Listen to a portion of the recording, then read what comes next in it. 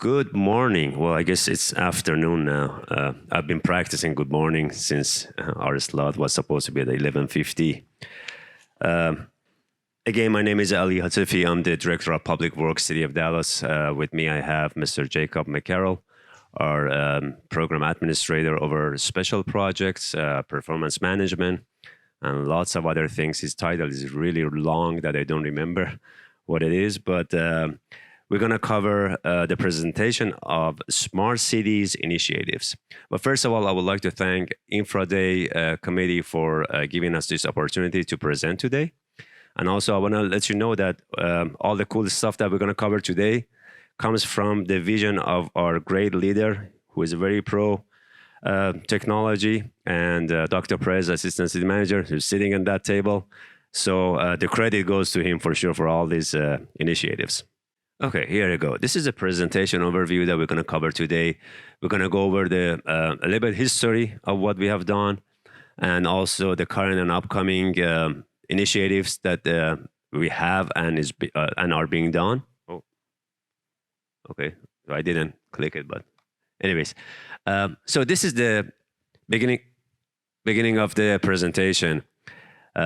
The smart city initiatives. This terminology may mean different things to different entity, but for us is the using of the technology to enhance the quality of life and also to increase the efficiency of city services, basically. I'm sorry, it's going so fast. If I can just control it. Here you go. Sure, yeah, please. So these are some of the examples. When I told my son that we're working on the smart city initiatives, he was saying, "Oh, like flying cars." I was like, "Oh, not exactly." But these are the examples that we're working on. He didn't seem to be very excited about it, but regardless, we have done smart street lighting, Wi-Fi capabilities, smart parking, public safety solutions, environmental monitoring, EV charging station, small cells, and also the drone, which is the latest technology we are evaluating. Since 2019, multiple departments have been and continue collaborating on smart city initiatives. Definitely, we're not working in silo for sure. And I guess I can control it. Thank you. It all started with installing the conduit as a part of our street reconstruction project to use for the future fiber installation. Back in 2020, Cable Runner installed fiber optics line in the storm sewer lines between our city hall and one of our service center. Along the way, we connected 5 traffic signals as a part of this project. And the picture that you see here has been captured by one of the cameras on the top of the traffic signal. So if you remember back in 2020, CARES Act funding become available to some municipalities, I believe. And we got lucky to get a share of it. And back in October 2020, we awarded $2 million of CARES Act fund to Neo Network to construct 10 wireless broadband network to provide Wi-Fi connectivity. As you can see, in December, this project was completed. It was a very fast forward or expedited process that we had.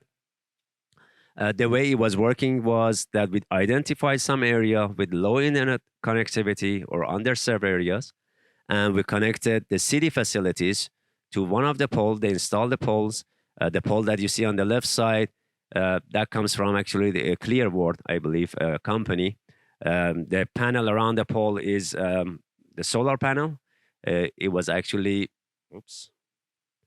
it didn't have any electricity or anything like that. It could just generate the power for the node on the top of the pole. And from that point on, when we connected our city facility to the pole, and then after that, it was all wireless. The transmission of the Wi-Fi was wireless, and it was covering the whole entire neighborhood. So we selected 10 neighborhood, and we completed in 2 months. At the same time, city also was helping with another vendor to provide the Wi-Fi through the street light. As you can see, the street light that we installed in, again, 10 locations, All these locations were underserved area with the low connectivity. And as a part of the street light, we connected the Wi-Fi devices on the top. And again, we connected the city facility to the pole, and we provided Wi-Fi to the neighborhood. We continued that effort back in 2021 also with, I guess, implementing or installing some of the integrated streetlight Wi-Fi project. And these street lights, they had the 5G antenna on the top, and also they had the Wi-Fi equipment attached to it. And one of the on the left side, the street light, kind of like a historic light or acorn light that you see. This is around the park that we actually 3 or 4, I believe, street light that we had in that area. We connected one of our fire station to those lights. I think it's just moving automatically to those lights, and we actually provided connectivity, internet connectivity to that park. And on the right side, again, we connected one of our facility to the street light pole, as you can see here, to provide Wi-Fi for that neighborhood. At this point, I'm going to turn it over to Jacob, who has been very instrumental and a key person for implementing all these projects. Thank you, Ali. Well, yeah, I'm Jacob McCarroll with City of Dallas Department of Public Works, work for Ali, and he's been instrumental in helping us get these projects moving along. So currently what we're working on, or I guess I should need to use the map, a drone pilot project. So we recently executed a contract with Birdstop Inc.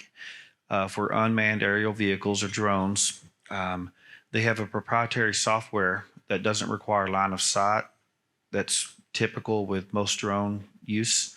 So they actually co-locate on Crown Castle small cell network nodes throughout the city and provide various different services for us, for rapid deployment. To my knowledge, we're the first city in the state of Texas to utilize this proprietary software or technology. This is an example of the nesting or the docking station for it there, and kind of how it's deployed within the docking station. There's extra batteries. They can go out and run a 30-minute drone run on a specific project. Give us everything from traffic control to progress with construction, traffic counts, things like that. The third picture is actually the pilot that's stationed in California. And again, we don't have no line of sight requirements with the FAA requirements. And it's also covers the Texas State Code 423, if anybody's familiar with that. So, oh, I messed up. No, I didn't. Okay. Well, this is just a time-lapse video of a recent project we completed, Skillman at Richmond Street, and it kind of shows the different applications that we can utilize this for. We have there, we're just going to see traffic movement, but you can use it for construction inspection, bridge inspection, law enforcement, fire rescue, emergency deployment, or emergency calls for trees down, pothole requests, water leaks, things like that. So this map is it's basically showing the locations of the strategically placed nest or host sites and where they're deployed. We actually strategically picked these based upon our existing capital projects and maintenance projects, so we could deploy quickly and go out and inspect those projects. So, well, this is actually a drone video kind of doing a basic bridge inspection of a Margaret Hunt Hill Bridge. And it's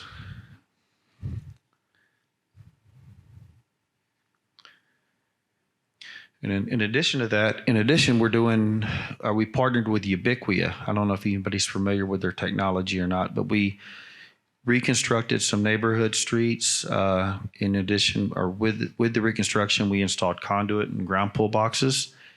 As part of that, we partnered with Ubiquia for the Smart City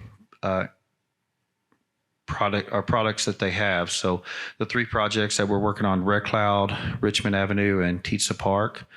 As you can see, the Ubiquia products just plug into a standard NEMA socket on top of a Cobra head. So plug and play. Some are hardwired with fiber, and we'll see on the next slide. I'll show you these are some of the things that it offers. I mean, there's 4K cameras, gunshot detection, lighting controls, public safety, wireless mesh networks through the wireless access points. This is the actual neighborhood and the kind of the layout of the schematic of what we did. So we actually reconstructed all the streets shown there. I believe there's 5 separate streets. We installed conduit ground boxes, LED street lights. We installed the wireless access points. The ones you'll see, the ones that are different colors, ones with fiber, ones without fiber, and it meets the minimum of 25 down and 3 up, but we're seeing speeds up to 100 megabits per second going down. So it's actually performing well. And this is just a dashboard. Their proprietary UBView dashboard, so we can actually log in and see what's going on and see the speed of it, see if anything's down or anything's going on with any of the nodes. If there's police activity or fire or whatever it may be, we can actually go back and view the cameras. So this is these are before and after pictures of the streets, roadways, sidewalks, before construction and after, and you see the difference with the new street lights and all the cars parked. So we totally changed the whole neighborhood.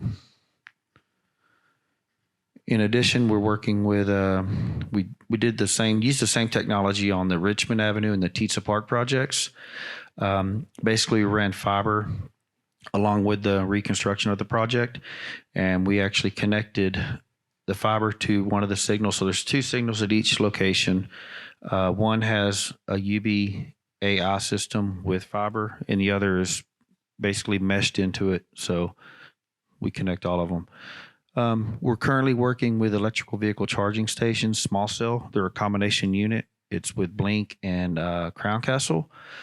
We're actually looking to install it at the Vickery Park Branch Library, and we're kind of working out all the details right now. So I believe this last point there, to grow from a couple thousand to 20,000. I think that's for the DFW Metroplex. I think the state number is greater than that, but